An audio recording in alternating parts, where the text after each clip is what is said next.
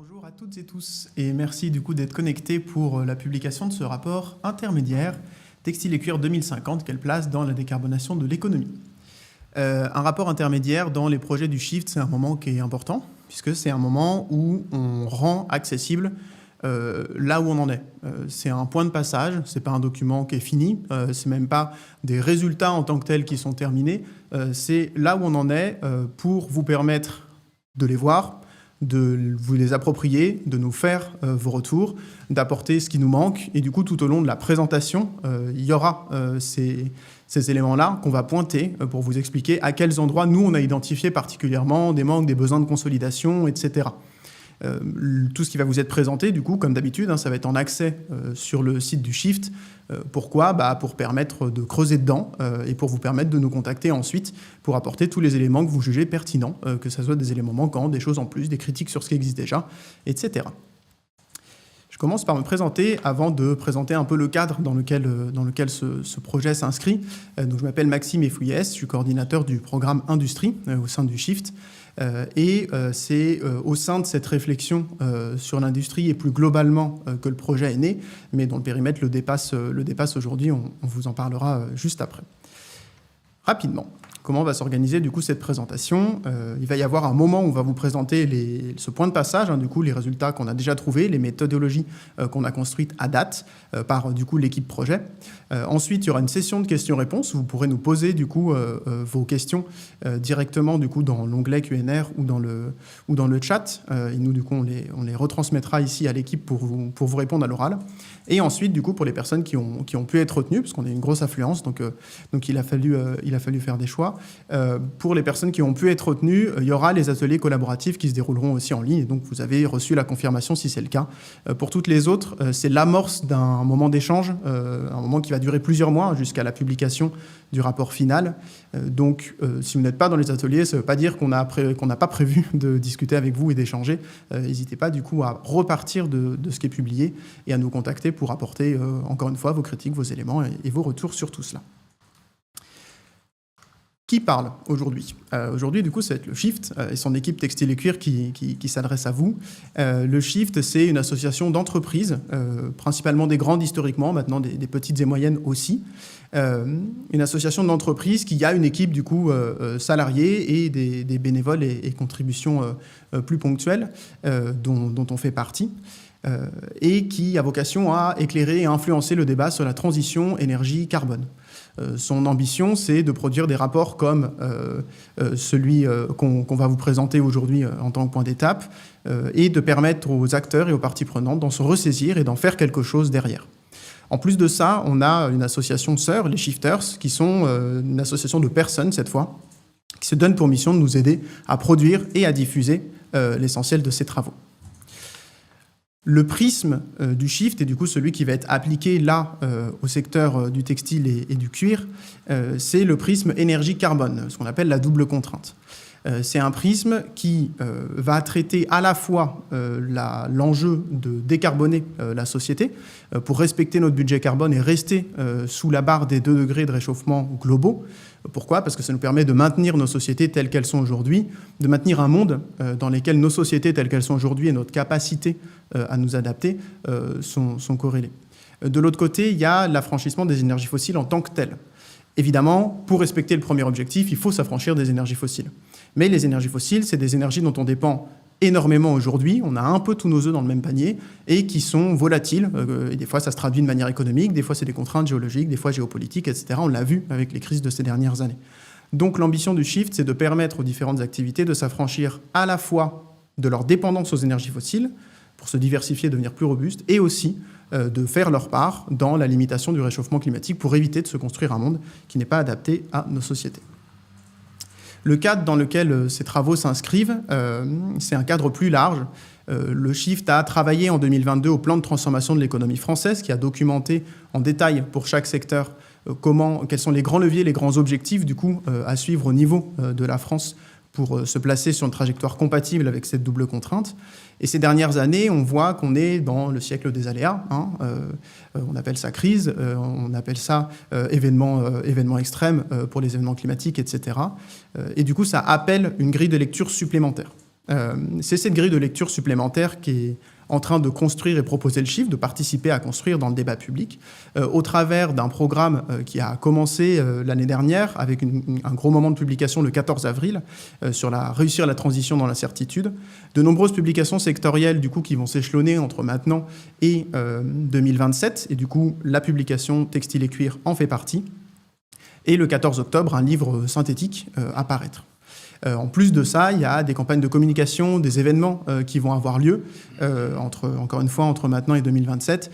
Et l'ambition de ce projet, c'est dans ce grand cadre, au vu de la double contrainte carbone, au niveau France, mais aussi au niveau international pour ce qui nous concerne, parce qu'on va parler de deux secteurs qui sont fortement internationalisés, de prendre ces grilles de lecture et ces outils et de les mettre à disposition des acteurs du secteur, des filières textiles et cuir. Je vais donc maintenant passer la parole sans plus attendre à Erwan Proto pour vous présenter le cadre plus précisément de l'étude et ensuite pouvoir dérouler cette présentation de là où on en est sur nos sujets.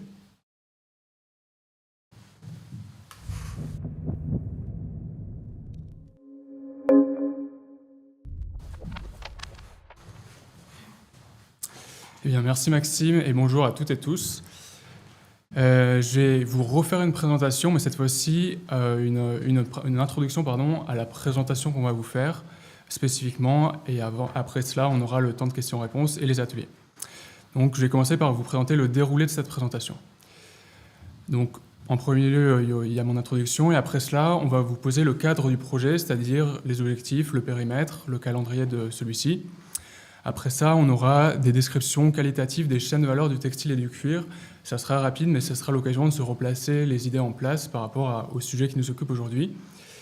Et après cela, on va rentrer dans le gros du morceau pour aujourd'hui, donc la méthode qu'on emploie pour effectuer notre projet, donc c'est-à-dire les grandes étapes, les sources de données qu'on utilise, en tout cas les principales, nos hypothèses, les limites à nos travaux pour le moment. Et ensuite, on vous présentera nos résultats intermédiaires. Donc là, je m'arrête sur ce point-là pour vous dire deux choses. Donc déjà, vous rappeler ce que vous a dit Maxime, parce que c'est important, c'est des résultats qui sont pour l'instant intermédiaires, c'est-à-dire incomplets, non définitifs, et du coup qu'on vous présente pour avoir des retours. On va avoir un petit pictogramme pendant la présentation pour vous préciser notamment les points sur lesquels on attend de l'aide de votre part, et on aura un récapitulatif aussi en conclusion des points les plus importants. Deuxième chose sur les résultats qu'on va vous présenter. Aujourd'hui, on va vous présenter des résultats sur les tonnages de produits textiles et cuir. Les tonnages qui sont produits partout dans le monde, dans les différents pays, aux différentes étapes de la chaîne de valeur. On n'a pas encore de résultats sur l'empreinte carbone du textile et du cuir. On a par contre une discussion sur quels sont les facteurs d'émission que l'on décide de choisir pour faire nos calculs ultérieurement à cette publication. Et par rapport à ces résultats empreintes, il est possible que l'on fasse une mise à jour du rapport qu'on vous présente aujourd'hui avant le rapport final. Et dans ce cas, on vous tiendra au courant, on a vos mails, donc on pourra vous prévenir quand cette mise à jour éventuelle sortira. Et enfin, après la présentation de ces résultats, on aura quelques mots de conclusion pour vous présenter les prochaines étapes après cette publication, et donc, comme je disais, un récapitulatif de nos besoins d'aide sur les différents points qu'on va aborder. Maintenant, je vais vous présenter l'équipe du projet. Donc, il y a Maxime qui a parlé précédemment, il y a aussi Pauline Brouillard et Simon Levent qui travaillent à la com du Shift et qui font en sorte que cet événement soit possible. Et donc ensuite, on a l'équipe en interne. Nous avons déjà deux copilotes, Violaine Gérardin et Guillaume Declercq, côté cuir et côté textile, qui sont des personnes qui viennent des secteurs qu'on étudie. Comme tout le temps dans les projets du Shift, on a des personnes qu'on embauche en interne qui apportent leur expérience du secteur et leur expérience aussi des acteurs, là où nous, on va apporter la méthode Shift pour mener à bien le projet. En l'occurrence, Violaine vient du CTC, donc le Centre technique et industriel des peaux de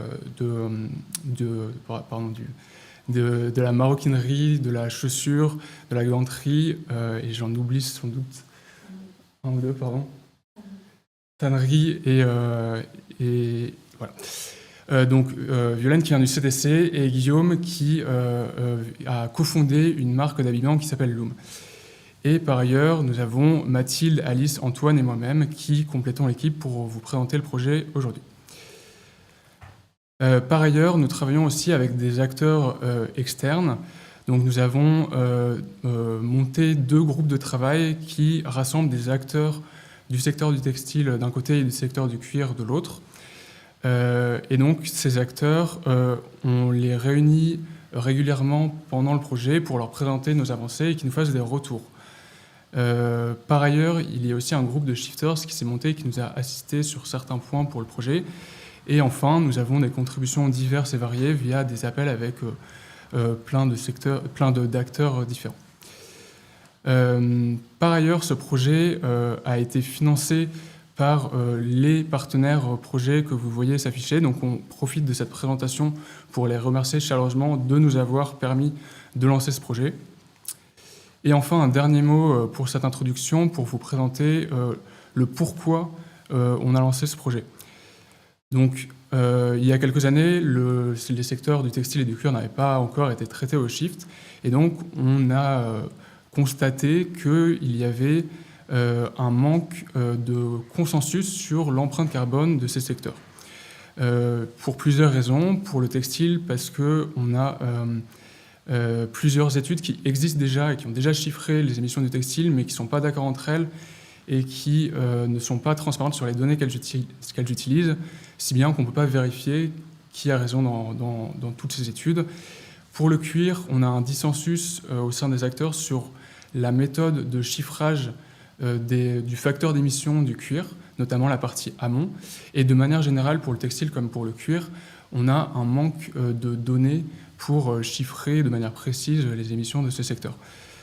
Donc, en conséquence, on a des acteurs qui agissent déjà du côté du textile comme du côté du cuir pour décarboner leur secteur, mais ce manque de consensus sur le constat leur rend la tâche un peu plus difficile parce que c'est plus difficile de se décarboner efficacement quand on n'est pas d'accord sur le constat de départ. Et c'est pourquoi qu'on a abouti sur ce besoin de disposer d'un constat qui puisse faire consensus sur l'empreinte carbone du textile et du cuir, sur lesquels les acteurs soient d'accord, et c'est de là qu'est parti ce projet. Donc maintenant que je vous ai présenté le cadre général, Alice va vous poser le périmètre du projet et ses objectifs.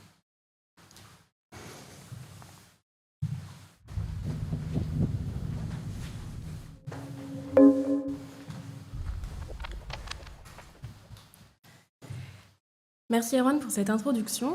Bonjour à toutes et tous. Je vais maintenant vous présenter le cadre de notre projet, à commencer par ses 2 objectifs. Le premier étant de produire des chiffres de référence sur l'impact carbone et énergétique des secteurs du textile et du cuir, le tout en adoptant une transparence 100% complète, tant au niveau de la méthodologie adoptée que des données utilisées, afin de viser un consensus sur la scène scientifique. Ces chiffrages s'opèrent à un périmètre monde et à un périmètre France. Et sur la base de ces 2 chiffrages, on retrouve notre deuxième objectif qui est de produire une feuille de route de décarbonation pour ces 2 secteurs. Donc identifier et proposer des leviers de décarbonation chiffrés et adaptés aux acteurs du secteur, tout en adoptant une vision systémique de ces 2 secteurs qui fait le lien avec d'autres secteurs de l'économie à décarboner, comme l'agriculture par exemple. Attaquons-nous maintenant au périmètre du projet. Je vais vous présenter ce qu'on a pris en compte en termes d'indicateurs d'impact, l'objet d'étude en lui-même et le périmètre géographique et temporel adopté. En termes d'indicateurs d'impact, comme dans la plupart des travaux au Shift, nous avons une vision climat-énergie. Donc on passe par la quantification des gaz à effet de serre émis par les secteurs du textile et du cuir et également la quantification de l'énergie utilisée pour la production de ces 2 secteurs. On est bien conscient que lorsqu'on parle d'évaluation environnementale du secteur du textile et du cuir, d'autres indicateurs d'impact apparaissent comme très importants à prendre en compte, comme la consommation d'eau ou encore l'impact sur la biodiversité ou encore la production de microplastiques. À date, il n'est pas exclu d'intégrer à ce projet ces autres indicateurs d'impact sous réserve de trouver une méthodologie d'intégration robuste et qui fait consensus sur la scène scientifique et également des données disponibles. Ce sera notamment l'un des sujets de nos ateliers collaboratifs à la suite de cette présentation. Passons maintenant au périmètre d'étude. En termes de matières incorporées dans cette étude, on retrouve les fibres naturelles, les fibres artificielles, les fibres synthétiques et le cuir. À noter que certaines de ces fibres, classées usuellement comme du textile, comme des fibres textiles, comme par exemple la fibre de carbone ou la fibre de verre, ne seront pas incluses dans ce périmètre, car elles sont en réalité incorporées dans des produits finis qui sont très éloignés du secteur du textile et du cuir. Et à contrario, on va inclure dans notre étude d'autres matériaux autres que textile et cuir, qui sont eux incorporés dans des produits textile et cuir, comme par exemple un zip de fermeture éclair. Passons maintenant aux produits pris en compte dans notre projet. Nous avons pris en compte tous les produits d'habillement et d'accessoires, les chaussures, la maroquinerie souple, le linge de maison ainsi que le tissu et cuir d'ameublement, et enfin les textiles et cuirs techniques et professionnels. Attardons-nous un petit peu sur cette dernière catégorie un peu particulière. Elle rassemble en fait des produits finis assez hétérogènes et qui ne peuvent pas être classés dans les catégories précédemment citées. On va retrouver par exemple des textiles non tissés pour le domaine de la santé, comme un masque à usage unique, ou encore des textiles de revêtement de véhicules, comme un siège auto. Notons que certains produits sont en réalité des composants de produits finis, incorporés en fait dans des produits qui ne sont pas relatifs au secteur du textile et du cuir, comme par exemple un siège automobile en cuir. Dans ces cas-là, nous allons prendre en compte la production des matières premières composant ce siège automobile, mais pas les étapes d'assemblage, de confection du siège auto, ni l'incorporation de ce siège automobile dans la voiture finale. De la même façon, des produits présentent des alternatives en autres matériaux que le textile et le cuir. Prenons l'exemple d'une valise en plastique, par exemple. Ces produits-là, ces alternatives plastiques et autres matériaux ne seront pas pris en compte dans notre périmètre. Passons maintenant aux différentes étapes de la chaîne de valeur qu'on a pris en compte dans notre étude. Nous avons pris en compte toutes les étapes de production de matières premières, également toutes les étapes industrielles qui visent à produire les différents produits finis que je viens de vous présenter, toutes les phases de transport, de distribution, également la production d'emballage, la phase d'utilisation qui, à noter, sera uniquement prise en compte pour les produits textiles finis, et enfin, les étapes de fin de vie et seconde vie. Pourquoi ces 5 étapes ? Car, a priori, elles seraient émettrices d'une quantité non négligeable de gaz à effet de serre ou de consommation d'énergie, ou alors elles présenteraient une importance en termes de levier de décarbonation. Passons maintenant au périmètre géographique. Comme je le soulignais tout à l'heure, nous avons choisi un périmètre monde et un périmètre France pour cette étude. Pourquoi un périmètre monde ? Tout d'abord car on veut comparer notre chiffrage global aux études existantes qui adoptent ce périmètre. Et dans un deuxième temps, car quand on parle de textile et cuir, on parle d'une chaîne d'approvisionnement qui est assez éclatée sur la scène internationale. Donc on est un peu obligé de prendre ce périmètre. On va également faire un zoom sur la France, plus tard dans notre rapport final, avec des données de consommation un peu plus précises. Ce zoom est très important pour nous, car il nous permet de faire le lien avec les autres travaux sectoriels du Shift qui adoptent usuellement ce périmètre. En termes de périmètre temporel, on a choisi comme année de référence l'année 2023, car c'est l'année la plus récente avec le plus de données disponibles à date. Et seront intégrées à notre rapport final des projections à horizon 2050. Je finis maintenant avec le calendrier du projet. C'est un projet qui a été lancé en avril 2025 et nous venons de clôturer notre première phase de recherche et production aujourd'hui. Et à l'issue de ce rapport intermédiaire et des ateliers collaboratifs, on entamera une phase de consolidation sur la base de vos retours et également une deuxième phase de recherche et production. Et on se retrouve en décembre 2026 pour la production de notre rapport final. Je passe la parole maintenant à Violaine et Guillaume qui vont nous présenter leur chaîne de valeur, donc la chaîne de valeur du cuir et du textile.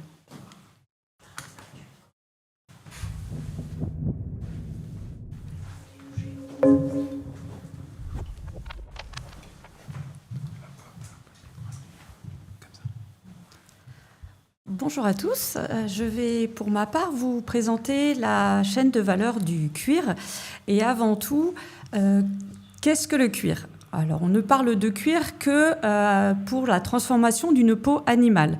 Le cuir synthétique n'est donc pas du cuir. De quel animal parle-t-on ? Les animaux qui sont utilisés pour fabriquer du cuir sont des animaux d'élevage qui sont élevés au départ pour l'industrie agroalimentaire. C'est donc principalement des peaux issues de bovins et en ensuite répartis à peu près de façon équitable entre ovins, caprins, porcins et de façon assez marginale des peaux d'animaux exotiques. Ces animaux-là vont partir ensuite à l'abattoir. Une des toutes premières étapes à l'abattoir va consister à retirer la peau de la bête. Cette peau est à ce stade putrescible. Et cette peau va ensuite partir soit dans la chaîne de valeur du cuir, mais peut également être valorisée en tant que gélatine ou, dans certains cas, être détruite. Cette peau étant putrescible, elle va devoir être soit utilisée directement en tannerie, soit passer par une étape de conservation qui va être principalement sur du salage. Une fois la peau salée, elle va pouvoir être conservée pendant des mois et pouvoir aller ensuite à la tannerie.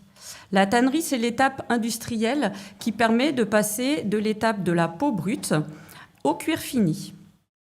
Et cela se fait en 4 étapes principales. La première consiste au travail de rivière. Donc cette étape consiste à laver les peaux, à les réhydrater et également à enlever tout ce qui ne nous intéresse pas pour le cuir, c'est-à-dire enlever les poils, enlever toute la partie de l'épiderme, enlever également les tissus sous-cutanés avec la graisse et ne garder que le derme. La deuxième étape va consister à transformer la peau qui est dans un état putrescible à une peau imputrescible par le tannage. Une fois tanné, on peut parler d'un cuir, mais ce cuir n'a pas encore les caractéristiques que l'on souhaite pour le produit fini. C'est l'étape de corroyage qui va permettre cela et d'aboutir à un cuir avec la couleur, la souplesse ou bien l'épaisseur que l'on souhaite pour le produit fini. Vient enfin la 4e étape, qui est une étape de finition. On va lui apporter la couleur finale et la protection du cuir ou le grainage que l'on souhaite pour le cuir fini.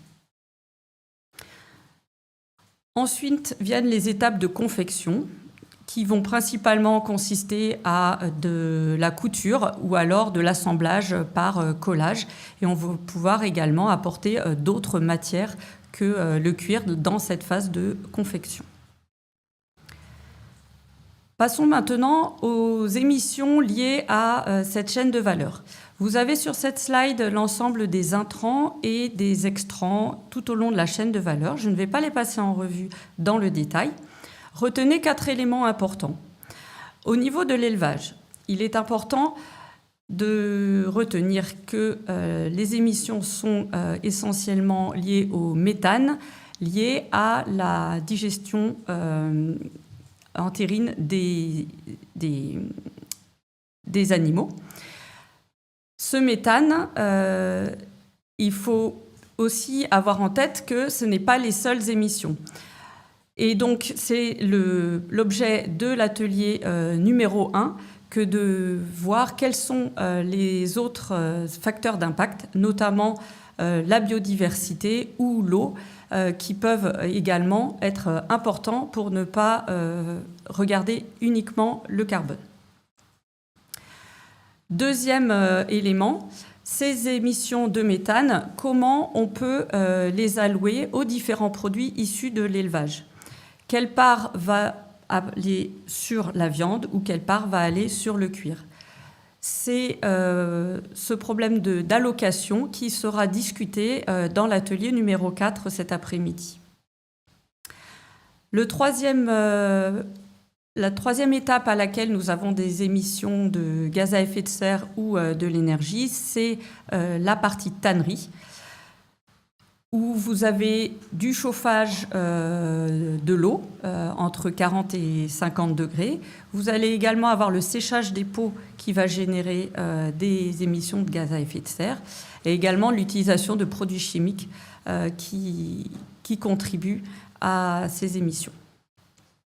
Enfin, gardons en tête qu'il est difficile d'avoir une traçabilité totale de la chaîne de valeur et donc difficile pour une personne qui fait un article de maroquinerie, par exemple, de savoir exactement d'où vient la peau qui est utilisée, de quel type d'élevage, et donc de pouvoir contribuer à l'utilisation de telle ou telle peau en amont. Je veux maintenant passer la parole à Guillaume qui va vous parler de la chaîne de valeur du textile. Merci Violaine et bonjour à toutes et à tous. Donc un rapide panorama du textile pour mieux comprendre les enjeux carbone. Alors, vous le savez déjà, il y a 3 grandes familles de fibres textiles. Il y a les fibres naturelles d'abord, comme le lin, le coton, la laine, qui viennent de l'agriculture et l'élevage. Il y a ensuite les fibres synthétiques, comme le polyester ou le nylon, qui viennent là du pétrole et du gaz. Et puis enfin, il y a les fibres artificielles qui viennent du coup de bois, en particulier de l'eucalyptus, qui est un bois qui pousse, un arbre qui pousse très vite et donc dont le bois n'est pas cher.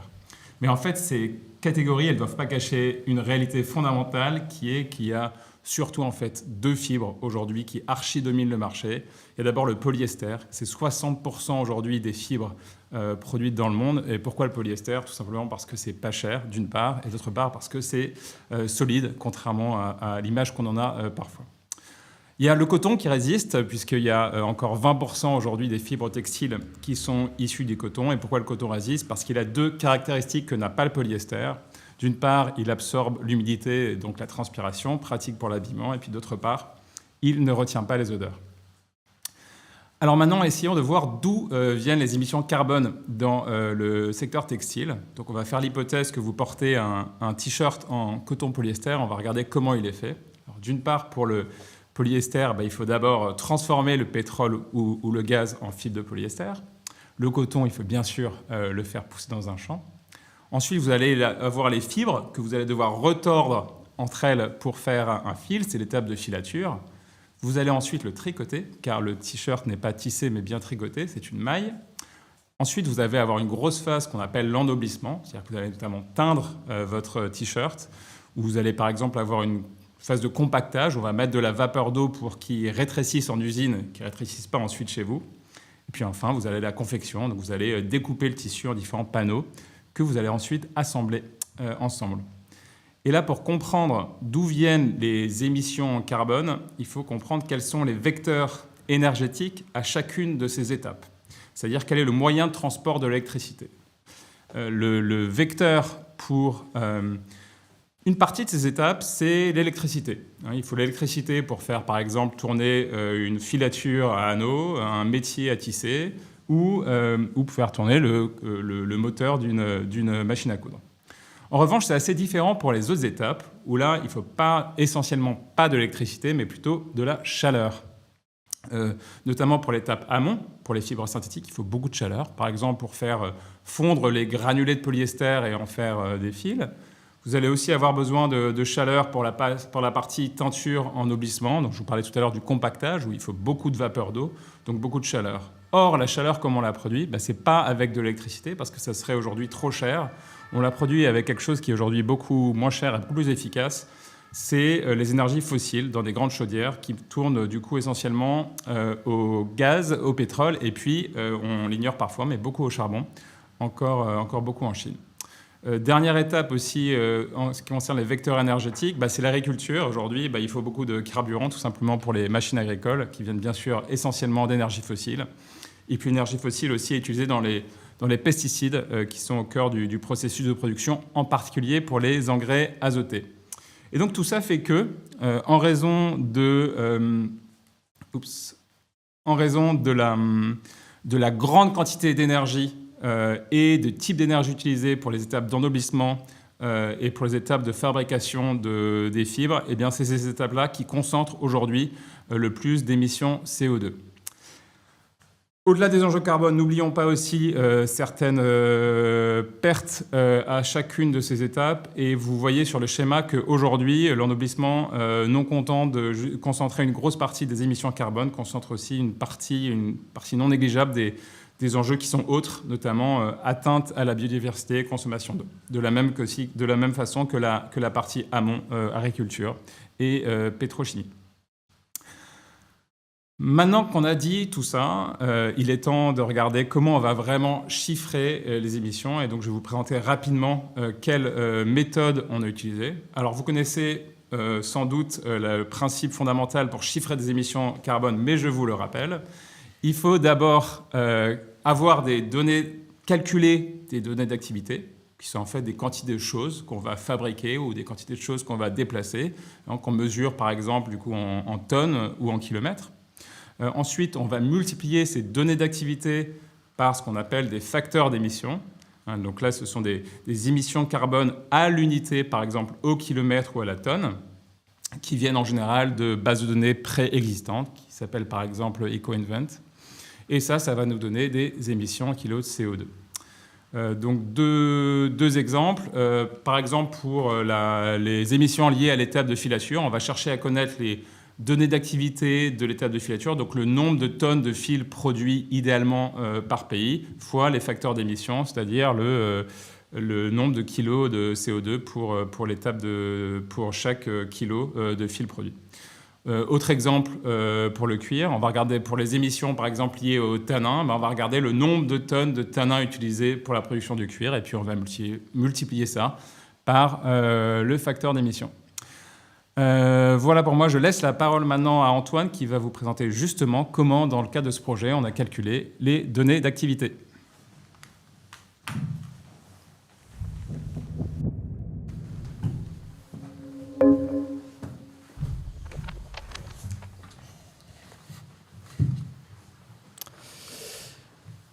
Bonjour à toutes et tous. Merci Guillaume pour cette introduction sur la méthode générale. Je vous propose qu'on s'arrête maintenant un peu plus spécifiquement sur la manière dont on va récupérer et exploiter nos données d'activité. Donc déjà, important de le rappeler, mais on va travailler à toutes les étapes du cycle de production et donc nos données d'activité, elles vont venir s'inscrire à chacune de ces étapes. Donc là, vous pouvez voir, il y a 4 étapes. C'est un exemple pour le textile, mais c'est évidemment aussi valable pour le cuir. Juste les étapes seront un peu différentes. On a fait plusieurs catégories de données d'activité. La première que vous pouvez voir ici en orange, il s'agit de la cartographie des tonnages. Donc on va venir récupérer les tonnes de ressources disponibles à chaque étape du cycle de production et dans les différents pays. Ça, c'est vraiment le fil directeur de notre méthode de calcul. On va se baser énormément dessus, mais ce n'est pas suffisant pour faire le calcul d'émissions carbone. Et donc on a 2 autres catégories sur lesquelles je ne m'attarderai pas, mais qu'on vous présentera plus tard. Et il s'agit des intrants et extrants de matière et d'énergie, et des données d'activité connexes qui peuvent être assez diverses et variées. Donc maintenant, je vous propose qu'on s'arrête plus spécifiquement sur la cartographie des tonnages. La cartographie des tonnages, comme je vous le disais, elle s'inscrit à chaque étape du cycle de production. Donc déjà, on peut commencer par définir un cycle de production générique qui sera valable à la fois pour le cuir, pour le textile, mais surtout, peu importe le produit. Donc on commence systématiquement par une production de matières premières. Cette production de matières premières, ensuite, il y a des transformations industrielles. Donc là, il peut y avoir une ou plusieurs étapes de transformation industrielle pour récupérer des produits intermédiaires. Et enfin, on récupère une production de produits finis et une consommation de produits finis. Alors nous, qu'est-ce qu'on cherche à obtenir avec cette cartographie des tonnages ? On cherche à quantifier et localiser les tonnes de ressources disponibles dans les pays à chaque étape du cycle de production. C'est une approche où on va avoir une valeur ajoutée à ce niveau-là, puisque contrairement à ce qui a déjà été fait, qui était très macro, nous, on va aller chercher des localisations et ça va nous permettre 2 choses. Déjà, d'avoir des facteurs d'émission beaucoup plus précis et détaillés. Par exemple, si on a des mix énergétiques qui sont propres au pays, on va pouvoir les appliquer et les prendre en compte. Et également, on va pouvoir prendre en compte les données de fret et liées au transport de marchandises. Ce qui est important de noter, c'est qu'il y a 2 types de récupération de données là-dessus. Il y a la production de matières premières et la consommation de produits finis pour lesquels il existe déjà des données qu'on a pu récupérer via diverses sources, contrairement aux productions industrielles d'étape N et aux productions de produits finis qui, elles, n'existent à notre connaissance pas et qu'on va donc calculer. Alors, comment est-ce qu'on les calcule ? On passe par cette formule mathématique qui peut paraître un peu complexe, donc on va s'arrêter dessus et on va la décomposer étape par étape. Alors déjà, qu'est-ce qu'on cherche à obtenir ? On cherche à obtenir cette production N+1 qui va consister en fait à l'étape de transformation qui suit la première étape. Donc la première étape, ici, c'est souvent une production de peau brute pour le cuir ou une production de coton. Donc ce que vous voyez, on va passer de peau brute à peau tannée ou de coton à fil de coton. Une fois qu'on a récupéré cette production de matières premières, on va y ajouter et y enlever les imports et les exports. Logiquement, on y ajoute les imports parce que c'est ce qui rentre sur le territoire et on y enlève les exports puisque c'est ce qui sort du territoire. Une fois qu'on a récupéré tout ça, on peut s'arrêter 2 secondes pour comprendre que les 3 premiers termes, ça représente la quantité de ressources disponibles à l'étape N, donc à la première étape. Une fois qu'on a cette quantité de ressources, donc les peaux brutes pour le cuir et le coton pour le textile, on peut y ajouter les étapes de transformation pour passer à l'étape N+1. Ces étapes de transformation, elles se définissent à travers 2 taux. Le premier est le taux de valorisation, qui lui va venir séparer la quantité de ressources qui va servir à aller à l'étape N+1 avec la quantité de ressources qui est utilisée pour d'autres usages. Pour le cuir, ça va par exemple être la peau qui va être utilisée pour faire de la gélatine et le coton pour d'autres usages comme le coton-tige par exemple. Et enfin, un dernier taux qui va être 1 moins le taux de perte, c'est tout simplement la quantité de matière qu'on perd lors de la transformation. Et donc à ce niveau-là, on va l'enlever et ça va nous donner cette quantité N+1. Maintenant qu'on a tout ça bien en tête, je vous propose qu'on s'arrête un peu sur comment est-ce qu'on va récupérer ces différents types de données, à commencer donc par les données de matières premières. Ces données de matières premières, on les récupère pour le cuir en se basant sur 2 sources et en récupérant des données d'abattage via FAO et Eurostat. Pour le textile, on a FAO et ICAC plus spécifiquement pour le coton, et également Statista et Textile Exchange. Ensuite, pour les données d'import et d'export, on se base également sur 2 bases. La première qui est le CEPI, et plus spécifiquement la base de données BASI, et la seconde, UNCOMTRADE. Là, ça va nous permettre de récupérer des données d'échange entre les différents pays, et donc d'avoir les imports et les exports, comme je vous le présentais dans la formule mathématique. Enfin, et je les ai pas trop évoqués jusqu'à maintenant, mais on a la consommation de produits finis qui sera utile dans des cas particuliers. Et pour le coup, on va récupérer ça via Refashion généralement et aussi plus spécifiquement pour des produits via des sources comme le Footwear Yearbook. Donc notre méthodologie pour l'instant, je vous le présenterai dans les résultats. Elle nous a donné des premiers résultats qui nous confortent dans la direction qu'on est en train de prendre. Mais on est conscient via des résultats qui peuvent paraître anormaux qu'il y a encore quelques limites. On a plusieurs limites identifiées. La première, elle est dans notre calcul, dans lequel on n'a pas inclus les stocks. Donc c'est ce que vous voyez ici en jaune, c'est le delta stock, la variation de stock. On a eu vent de certains pays qui peuvent faire des stocks, notamment de matières premières pour le cuir, par exemple, pour les peaux, pardon. Et on sait que ça peut influer du coup les productions, mais pour l'instant, on n'a pas de source suffisamment fiable et on va s'en occuper plus tard. D'ailleurs, si parmi vous, il y en a qui ont vent de ces bases de données-là, on est preneur. Le deuxième point, c'est le taux de valorisation. Pour l'instant, on a une taux de valorisation basée sur nos données, basée sur des sources de données, mais qui peuvent être parfois imprécis, donc on va avoir pour but de les rendre plus précis. Et enfin, on a des limites qui sont inhérentes à nos données via des déclarations douanières qui peuvent être manquantes, certains pays qui font tout simplement pas leurs déclarations douanières, ou encore les nomenclatures douanières avec lesquelles on travaille. Pareil, s'il y a des experts parmi vous, on est extrêmement preneur de retour là-dessus, puisque ça peut être un peu complexe. Et enfin, on n'a pas de quantification de l'incertitude de nos bases de données. Donc ça, c'est quelque chose aussi qui nous empêche d'avoir de réelles informations à ce niveau-là. Je vais maintenant laisser la parole à Mathilde qui va vous présenter le reste de nos données d'activité.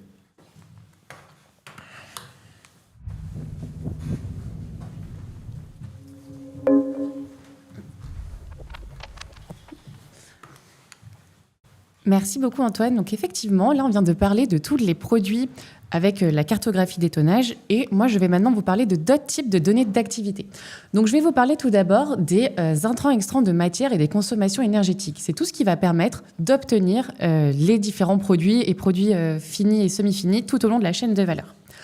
Donc, nous, ce qu'on souhaite faire, c'est de récolter pour chacune de ces étapes-là des listes d'intrants, d'extrants et de consommation énergétique et d'être ensuite capable de les quantifier. Donc, on va voir ça par étapes. On va commencer avec les matières premières. Donc, dans les matières premières, on va déjà avoir les matières premières végétales. L'impact de ces matières-là, il est surtout lié à la culture. Donc, ce qu'on va venir quantifier, ce sont les quantités d'engrais, ce sont les quantités de pesticides dont on va avoir besoin, par exemple. Pour tout ce qui est lié aux matières animales, là, c'est l'élevage qui va avoir un fort impact. Et notamment, quand on va parler de ruminants, c'est la fermentation entérique avec le méthane qui est produit, qui va être important de venir quantifier. Et enfin, on a tout ce qui est des matières synthétiques, donc les matières issues de la pétrochimie, du pétrole.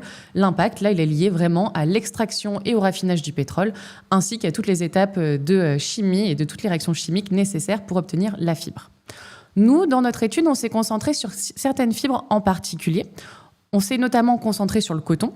Donc le coton, on a fait une grosse revue bibliographique et on est capable d'avoir des données quantifiées pour tous les intrants, extrants et consommation énergétique des 10 principaux pays producteurs. Et donc ça, vous pourrez le retrouver dans notre rapport intermédiaire. Par contre, on a plus de difficultés pour d'autres matières premières, notamment le polyester. Donc le polyester, vous avez vu, c'est 60% des fibres qui sont utilisées dans le textile. Et on a une revue bibliographique qui est en cours, mais qui n'est pas encore finalisée. On souhaite vraiment pouvoir quantifier avec précision les intrants, extrants et consommations énergétiques qui sont nécessaires pour le polyester, mais les sources de données, elles sont assez anciennes, elles sont très floues, et c'est difficile d'avoir des données précises. Notamment, par exemple, on sait que tout ce qui est lié aux fuites de méthane n'est pas spécialement renseigné. Donc, en attendant, dans le rapport intermédiaire, on utilise un facteur d'émission générique, mais là, on a vraiment besoin d'aide si vous avez des données beaucoup plus précises pour venir chiffrer ces données-là de manière plus cohérente. On souhaite aussi aller plus loin pour la laine et le cuir. Donc pareil, quantifier toute cette liste de données. Là aussi, c'est quelque chose qui est en cours. Donc en attendant, on se base sur les données de Ecobalise pour la laine et d'Agribalise pour ce qui est du cuir. Et après, les autres matières premières, on ne va pas faire cet exercice-là d'aller lister l'ensemble des intrants, extrants, consommation énergétique, parce que c'est des matières qui sont peu représentées en termes de quantité. Donc là, on se contentera de facteurs d'émission qui soient génériques d'Ecobalise ou d'Eco-Invent. Donc ça, c'était pour les matières premières. Maintenant, on va passer à la partie des étapes industrielles. Donc les étapes industrielles, notamment dans le textile, il y a 2 grandes catégories de données qu'on va vouloir récolter. On va d'abord vouloir récolter toutes les consommations énergétiques. C'est ce qui va permettre de faire fonctionner les machines tout au long des procédés industriels. Donc pour ça, on a des données qui sont issues de l'AII, qui est l'Apparel Impact Institute, qui a réalisé un benchmark qui est sorti récemment en 2026, qui nous permet d'avoir des données de consommation moyenne, étape par étape, procédé par procédé, même sous-procédé par sous-procédé. Ces données-là, elles sont déjà publiques et elles proviennent de plus de 12 000 usines dans 53 pays, ce qui nous permet donc d'avoir une très bonne représentativité avec des données moyennes qui ont été obtenues via des modèles statistiques qui permettent d'avoir donc des données représentatives de ce qui se passe sur le terrain. Donc on est assez content, enfin on est très content même de la qualité des données qu'on arrive à avoir là-dessus. Et ensuite, on a aussi bien sûr tout ce qui est produits chimiques, notamment les produits chimiques qui sont utilisés dans la phase d'ennoblissement, donc pour la teinture par exemple. Ça, c'est des choses qu'on n'a pas encore quantifiées à date. Ensuite, on a le cuir, et pour le cuir, c'est un petit peu plus compliqué. C'est un peu plus compliqué parce que les données, elles sont moins publiques. Et donc, c'est difficile d'avoir des données récentes. Par exemple, l'étude de LWG qui est sortie il y a peu de temps, elle n'est pas disponible publiquement. Donc, on a dû utiliser des données, les données qui étaient disponibles. C'est donc des données qui sont issues du BREF. Le BREF, c'est un document européen qui permet de récolter notamment des consommations énergétiques pour la tannerie du bovin et de l'ovin, qui est sorti en 2013. Et qui se base sur des données assez anciennes, des données de 1995. Donc là, on a à la fois un besoin d'avoir des données plus récentes et aussi des données qui ne soient pas uniquement sur l'Europe, mais qui soient sur le monde entier. Donc voilà les données qu'on utilise à date, mais là, on a vraiment aussi besoin d'aide pour aller plus loin sur ces secteurs-là. Et enfin, pour les produits chimiques, les quantités de produits chimiques qu'on utilise à chacune des étapes, et notamment lors du tannage, c'est des choses qu'on n'a pas encore commencé à regarder. Ensuite, on a donc l'étape d'utilisation. Donc l'utilisation, qu'est-ce que ça veut dire dans le textile ? Eh bien, on va parler de lavage, de séchage et de repassage. Donc pour ça, il y a des scénarios qui existent. C'est des scénarios du PF Apparel and Footwear, donc qui sont disponibles pour l'habillement et qui vont dire pour tel type, par exemple pour un t-shirt, on va le laver 23 fois dans sa vie, avec différentes consommations énergétiques et de lessive qui sont nécessaires pour son utilisation. Donc c'est des scénarios qui ont lieu en Europe et qu'on va pouvoir utiliser pour le moment, qu'on extrapole sur le monde entier. Pour le cuir, là, on a considéré que l'impact pouvait être négligeable. Donc, on ne va pas le prendre en compte dans notre étude. Et enfin, il nous reste la fin de vie et la seconde vie. Donc la seconde vie, déjà, qu'est-ce que ça veut dire dans le textile ? C'est tout ce qui va être lié au réemploi et à la revalorisation. Donc de la revalorisation, ça peut être du recyclage ou ça peut être du combustible solide de récupération, par exemple. Donc ça, c'est des données qu'on a pu récupérer avec Refashion, qui est notre partenaire, et qui est la REP sur la filière TLC. Donc TLC pour textile, linge de maison et chaussures. Donc c'est-à-dire que c'est eux qui vont collecter tout ce que vous pouvez mettre dans des bornes, par exemple, et qui vont s'en occuper pour le traiter, le réemployer et le revaloriser. Pour tout ce qui n'est pas capté par Refashion et tout ce qui n'est pas qui n'est pas ni des textiles, ni du linge de maison, ni des chaussures, on va faire une hypothèse conservatrice comme quoi tout finit en ordures ménagères. Donc, notamment le textile technique, pour le moment, c'est l'hypothèse qu'on a faite. Et ensuite, pour le cuir, donc le cuir là hors chaussures, parce que vous avez vu, c'est dans Refashion, c'est dans leur secteur. Mais là, pour le cuir, on n'a pas de données disponibles. Donc, on fait aussi une hypothèse conservatrice, c'est-à-dire que 100% des déchets cuir finissent en ordures ménagères. Voilà, donc là, je vous ai parlé de ces différents intrants et de ces différents extrants énergétiques et de matières. Mais pour pouvoir calculer l'empreinte carbone des secteurs textiles et cuir, on a aussi besoin de parler de ce qu'on appelle des activités connexes, donc ce qui va permettre à ces secteurs de fonctionner. On va parler par exemple de tout ce qui est lié au transport ou au fret, on va parler de tous les déplacements domicile-travail des salariés, on va parler des machines ou des bâtiments qu'on va devoir immobiliser, etc., etc. Donc ça, on a une liste complète qui est disponible dans le rapport intermédiaire que je vous invite à consulter. Et c'est des choses qu'on n'a pas encore quantifiées à date par contre. Donc voilà comment ça marche pour tout ce qui est des données d'activité. Et maintenant, on va passer à la partie facteurs d'émission. Donc dans cette partie facteurs d'émission, notre objectif, c'est de calculer l'empreinte carbone des secteurs textiles et cuir. Donc si je vous remets l'équation qu'on vous a déjà présentée, si vous avez bien compris concrètement les données d'activité qui sont issues qui sont les tonnages des produits finis et semi-finis à chaque étape, ça c'est ce que vous a présenté Antoine, que vous pouvez trouver dans notre cartographie des matières premières ou avec les calculs de production apparente. Et pour les facteurs d'émission, il y a deux solutions. Dans l'idéal, nous, ce qu'on souhaite faire, c'est toute la liste que je viens de vous faire, des différents intrants, des différents extrants et des différentes consommations énergétiques, d'avoir cette liste-là, de l'avoir quantifiée et d'être capable de le transformer en impact carbone. Et à chaque fois qu'on n'arrivera pas à faire ça, parce qu'on n'arrivera pas à désagréger à ce niveau-là d'impact, dans ce cas-là, on utilisera des facteurs d'émission génériques. J'en profite pour rappeler que toutes les données de consommation énergétique, c'est celles qu'on va mobiliser pour le calcul d'empreinte énergétique et donc pour savoir à quel point les secteurs du textile et du cuir sont dépendants aux ressources fossiles.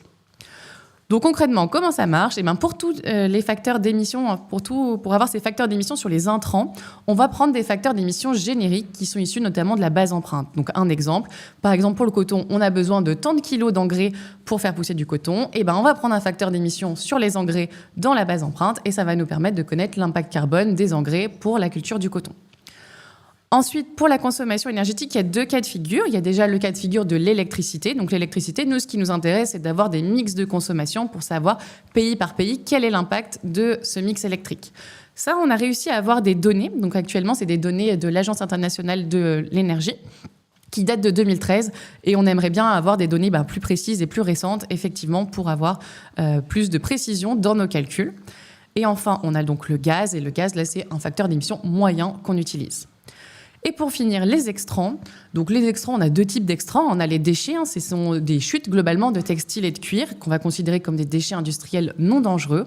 Et puis le traitement des eaux usées. Là, on va prendre un facteur d'émission générique.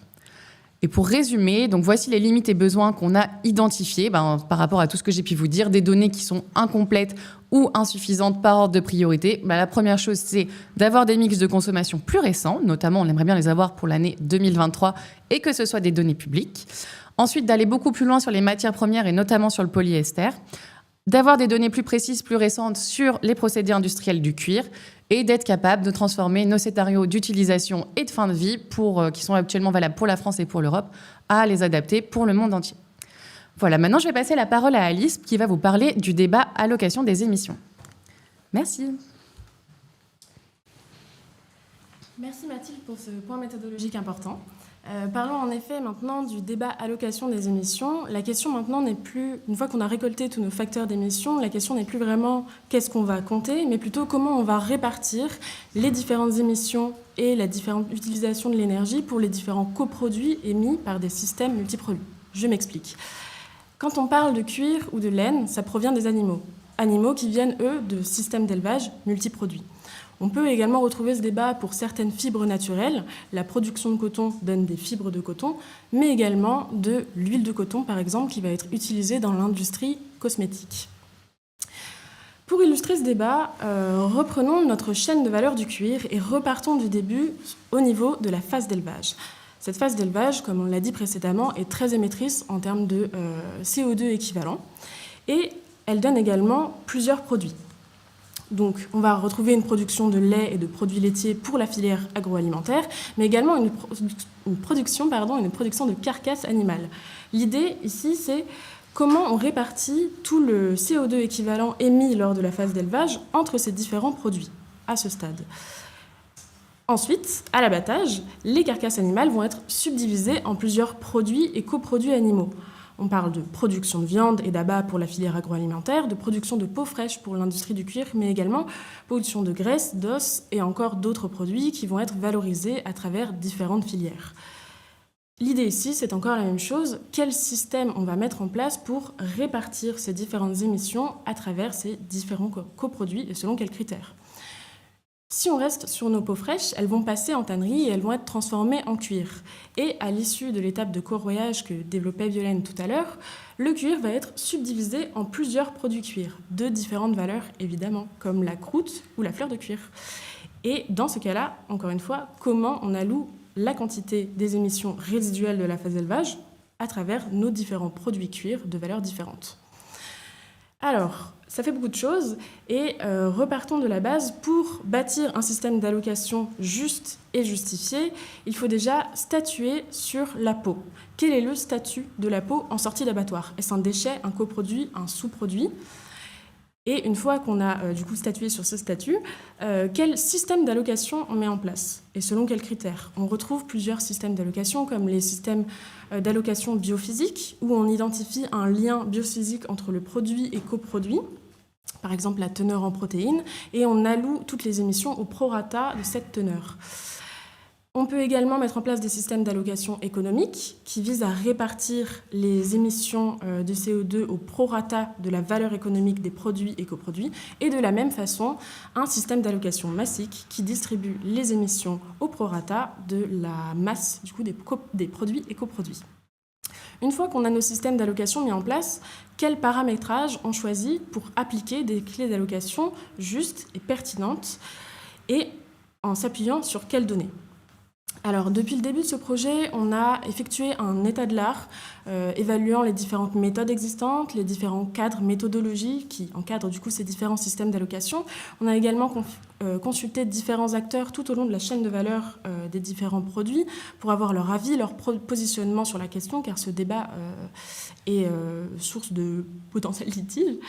Et on n'a à date pas encore choisi de système d'allocation précis ni de paramétrage, et ce sera notamment l'objet d'un de nos ateliers collaboratifs. On a vraiment besoin de vos retours sur la question pour nous aider à trancher sur ce débat compliqué. Passons maintenant à la présentation de nos premiers résultats sur notre cartographie de tonnage.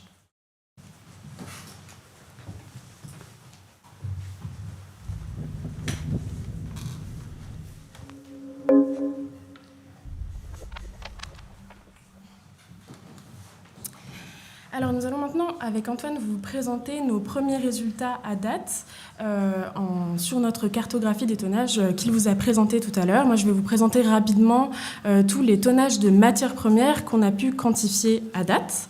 Donc ici, sur cette slide, on a présenté la répartition de tous les types de fibres et matériaux produits sur la scène internationale. On constate dans un premier temps que la grande majorité des fibres produites et des volumes produits sont des fibres chimiques à plus de 60%, suivies ensuite par les fibres végétales à hauteur de 24% à peu près, et ensuite à volume équivalent on va retrouver les peaux brutes animales ainsi que les fibres artificielles, et enfin la fibre qui va être le plus petit tonnage produit à l'échelle mondiale, ce sont les fibres animales. Décortiquons un petit peu maintenant tous ces types de fibres. On remarque que pour les fibres chimiques, donc la fibre majoritairement produite à l'échelle mondiale, une fibre est en fait produite majoritairement au sein de cette catégorie, la fibre de polyester, qui représente plus de 80% des tonnages à l'échelle mondiale, suivie de très loin par la fibre de polyamide, qu'on appelle plus communément le nylon.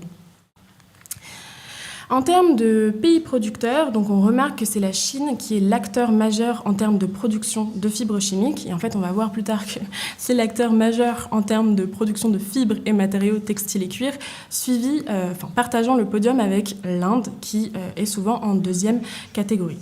Quand on regarde de plus près les fibres végétales, c'est la fibre de coton qui représente la majeure partie des tonnages, à hauteur de 75% des fibres végétales produites, suivies de loin également par les fibres de jute. En termes de principaux pays producteurs, ce sera l'Inde ici qui sera le principal pays producteur, suivi de la Chine, du Brésil et des États-Unis.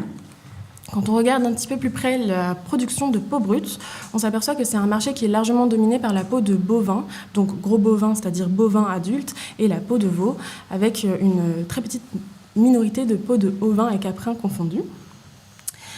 Ici, les principaux pays producteurs sont la Chine, le Brésil et les États-Unis. Ici, je le rappelle qu'on est passé par des estimations de peau brute qui sont en fait basées sur les quantités d'animaux abattus. Et en fait, du coup, ce top 5 de pays producteurs est proportionnel au top 5 de pays producteurs de viande et proportionnel à la taille des cheptels nationaux qu'on a pris en compte. À noter que l'Inde n'apparaît pas dans le top 5 des pays producteurs. Ce n'est pas parce qu'elle ne produit a priori pas de peau animale, mais c'est plutôt qu'on n'a pas encore la donnée à incorporer dans notre cartographie des tonnages. En termes de fibres artificielles, ce sont des fibres qui sont majoritairement représentées par la fibre de viscose. Et encore une fois, la Chine est le principal pays producteur de ces fibres. Et enfin, quand on regarde rapidement les fibres animales, elles sont constituées de la laine à 95% et de la soie, un tonnage minoritaire à 5%. Et encore une fois, les pays majoritairement producteurs sont la Chine et l'Inde. Je passe maintenant la parole à Antoine qui va nous présenter les résultats de Production apparente. Production apparente, tout à fait. Merci Alice. Donc on va s'attarder un peu plus sur les résultats qu'on a eus pour les productions apparentes. Donc je vous propose de commencer avec un exemple sur le cuir.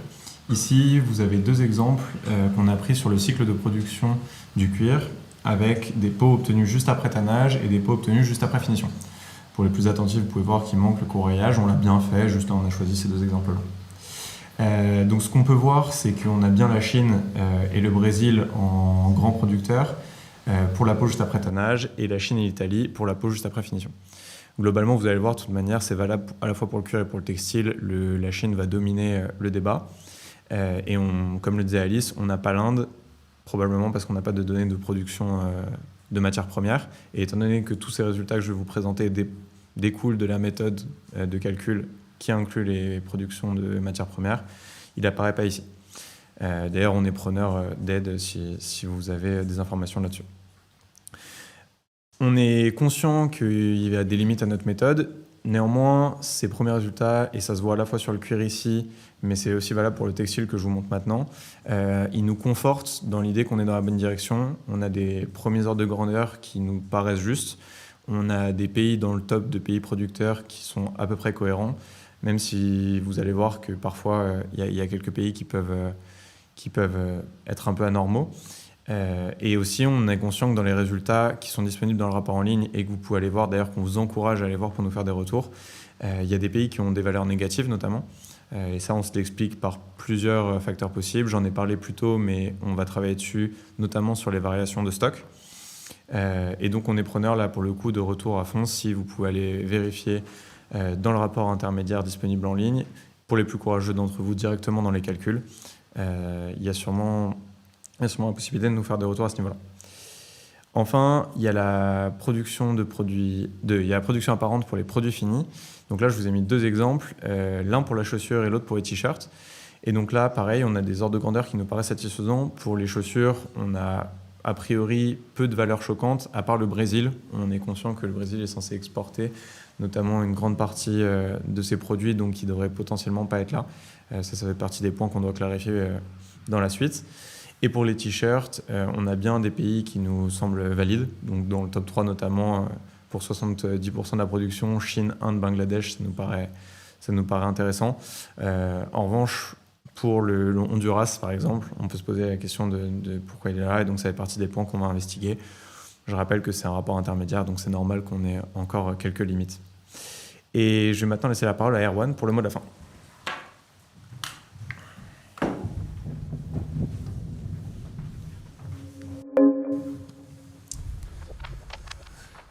Merci Alice et Antoine. Donc, quelques mots de conclusion avant qu'on passe à une partie de questions-réponses qui durera une bonne dizaine de minutes.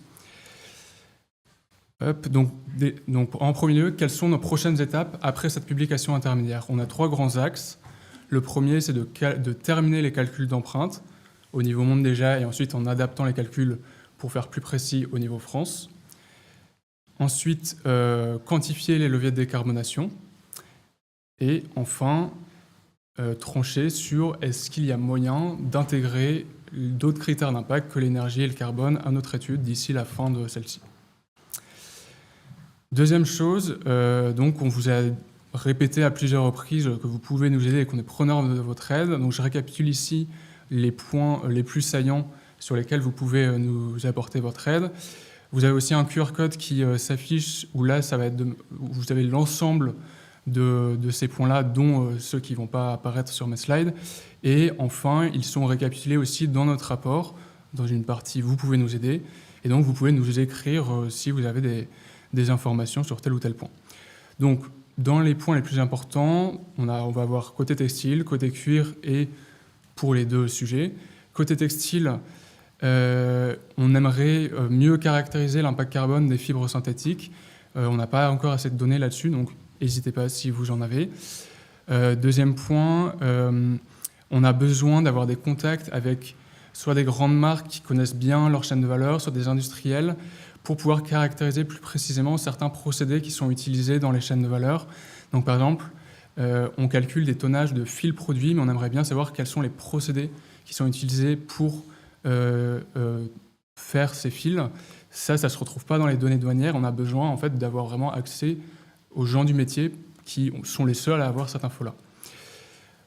Pour le cuir, donc, comme on l'a expliqué pendant la présentation, nos données de base pour estimer les quantités de peau destinées au cuir, c'est des données d'abattage. Et on a besoin de mieux caractériser la part des peaux qui part effectivement dans le cuir pour ne pas faire une approximation simpliste de une peau égale un cuir in fine. Puisque, comme le disait à un moment Violaine, on a d'autres usages possibles pour les peaux.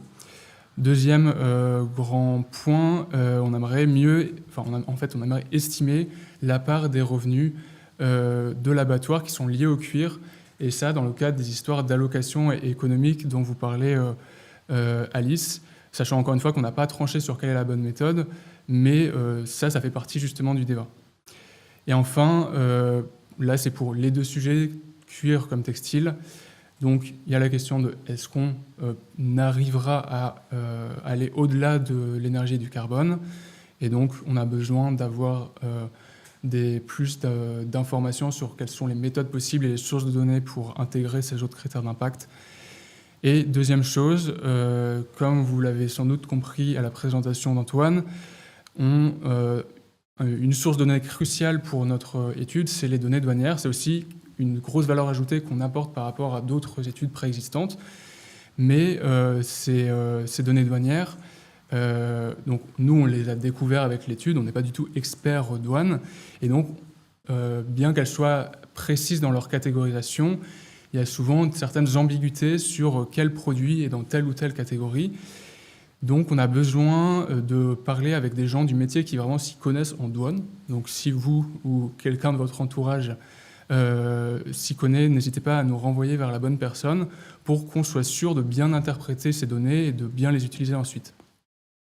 Donc voilà pour le petit tour de raison sur comment vous pouvez nous aider. Et enfin, dernière chose, du coup, on va passer dans un temps de questions-réponses, mais avant cela, je vous présente les 4 thèmes d'atelier qui vont suivre cette présentation pour les personnes qui ont été confirmées pour leur inscription. Donc, premier atelier, comment élargir notre étude aux autres critères que le carbone et l'énergie, quelle méthode, quelle source de données. Ensuite, l'atelier 2 et l'atelier 3, c'est la même chose, mais d'un côté pour le textile, d'un côté pour le cuir. On n'a pas encore chiffré les leviers de décarbonation, on va le faire après, mais là, c'est une occasion pour nous de faire appel à votre expérience de ces leviers de décarbonation que vous avez déjà traités potentiellement dans votre expérience personnelle et professionnelle, et du coup de nous aider à lister quels sont les leviers qu'il faut qu'on quantifie après pour que nous, on soit sûr de ne pas en oublier. Et enfin, dernière chose, ouvrir encore plus le débat sur les questions d'allocation d'émissions. Voilà pour ces mots de conclusion. Donc, merci beaucoup d'avoir suivi cette présentation. Et avant de conclure, on a donc un petit temps de questions-réponses de 10 ou 15 minutes. Merci. Hop.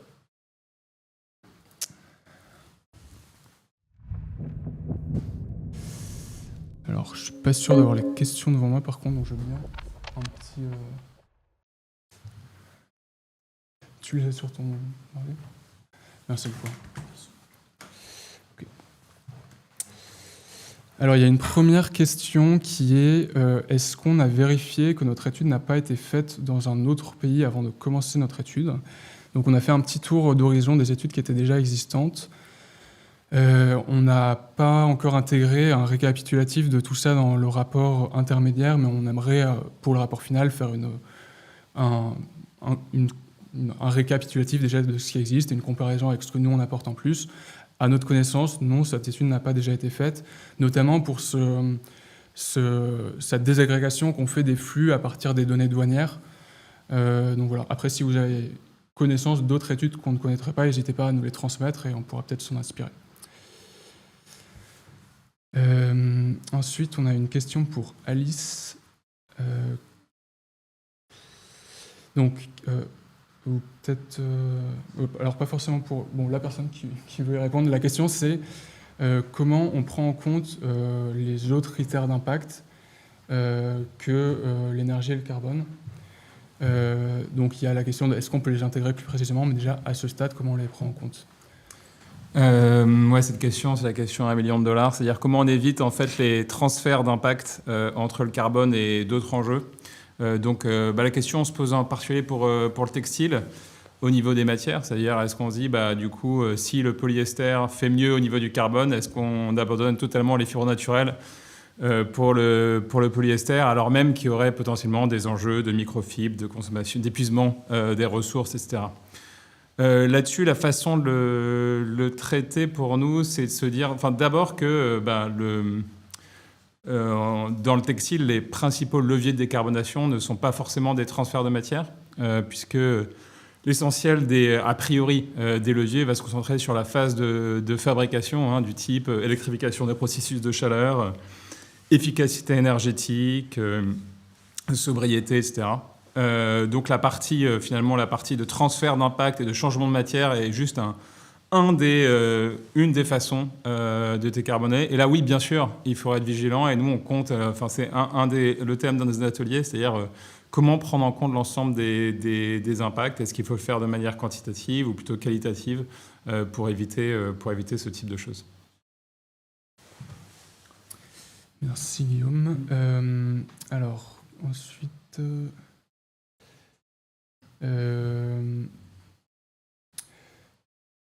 Donc il y avait la question de comment on a prévu de traiter la question de l'allocation des émissions, donc là, qui a été posée avant qu'Alice l'explique dans ses slides.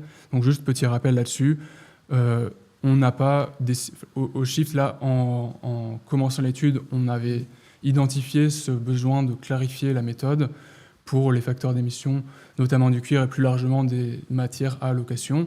Et donc notre approche, c'est de ne pas prendre des facteurs d'émission qui sont tout faits, mais de remettre à plat la méthode, de voir quels sont les arguments, les contre-arguments, et in fine, on espère pouvoir avoir un avis sur quelle méthode nous paraît la meilleure dans tout ça. Et donc juste, on ne se sent pas encore mûr là à ce stade pour prendre position. Ensuite, comment... Oui, il y a une question sur comment allez-vous intégrer le fait que les vêtements sont pour la plupart du temps un mix de fibres différentes. La façon dont on va le prendre en compte, c'est qu'on va calculer donc, les émissions de carbone à chaque étape. Donc, il y a, sur la partie production de matière, on regarde dans leur ensemble les impacts liés aux émissions... les émissions de fibres synthétiques, de fibres naturelles par exemple.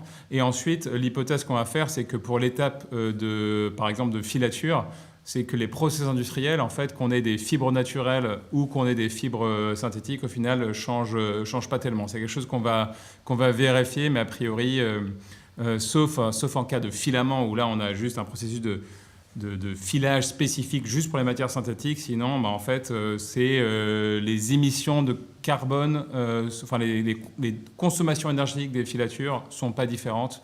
Donc pour nous, c'est une question, c'est une question qu'on peut traiter dans l'étude. Merci Guillaume. Ensuite, on a une question sur la formule là qu'a présentée Antoine, où il y a des taux de perte, de valorisation, etc. La question, c'est quelles sont nos sources en fait pour prendre en compte cette eau. Et du coup, là, en fait, la réponse, c'est donc déjà, il y a certains taux où pour l'instant, on n'a pas encore sourcé. Donc, on a pris à titre indicatif ce qui nous paraissait pertinent, mais il reste encore à apporter des sources. Et de manière plus générale, en fait, c'est un ensemble de sources différentes. Enfin, de manière générale, même pour l'étude, on a plein de sources qu'on croise, et donc ça vaut aussi pour cette eau-là. Donc, par exemple, du côté du cuir, on avait des données qui nous venaient du CTC. Du côté du textile, il y aura... Oui, côté textile, sur les taux de perte, il y a pas mal de choses. Hein. Il y a pas mal de choses qui ont été traitées, notamment dans Ecobalize, où il y a eu un gros travail qui a été fait sur les taux de perte. Il y a aussi des choses qui nous viennent du PEF, du projet européen, Product European Footprint aussi, qui a calculé un certain nombre de taux de perte à différentes étapes de fabrication. Et puis après, au-delà de ça, on a un certain nombre d'études aussi qui ont calculé des différents bilans carbone, donc Cantis, McKinsey, etc., qui ont aussi fait des hypothèses. Donc c'est des choses qu'on va croiser pour essayer d'avoir les chiffres qui soient les plus justes possibles.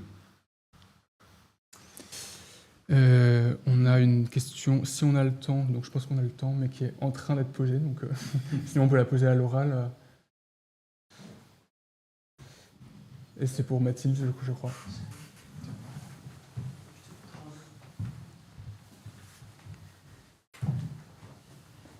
Tu as la question ou...